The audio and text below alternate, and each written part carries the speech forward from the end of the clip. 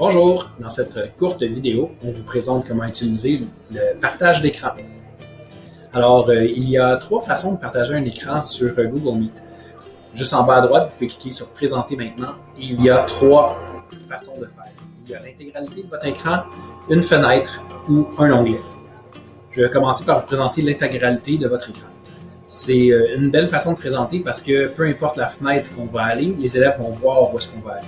Par exemple, on peut cliquer sur l'intégralité de votre écran et on reclique sur la fenêtre et on fait partager.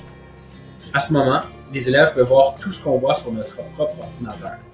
Ça peut être intéressant pour changer d'une page à l'autre. Par exemple, si je veux aller dans un manuel et présenter une page, ou si je veux présenter après ça mon Google Meet ou aller me promener un petit peu partout sur Internet. Le problème, c'est que les élèves peuvent voir tout ce qu'on présente. Ça veut dire aussi qu'ils peuvent voir notre arrière-plan de notre ordinateur si on baisse la fenêtre. Ils peuvent voir aussi si on a Facebook d'ouvert ou Instagram. Donc, c'est quand même un petit peu risqué d'utiliser le partage de l'intégralité de l'écran parce qu'on peut se retrouver avec quelques surprises parfois.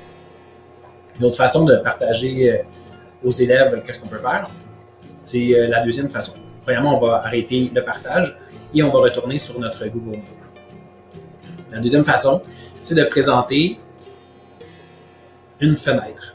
Donc, à ce moment-là, une fenêtre, on peut choisir d'utiliser une fenêtre de Chrome, mais par exemple, si on veut présenter un PDF ou on veut présenter une image, on peut juste choisir l'image ou le PDF qu'on veut présenter.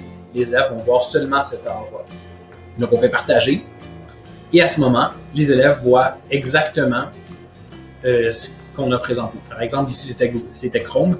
Donc, les élèves voient Chrome, justement, la fenêtre de Chrome qui est ici.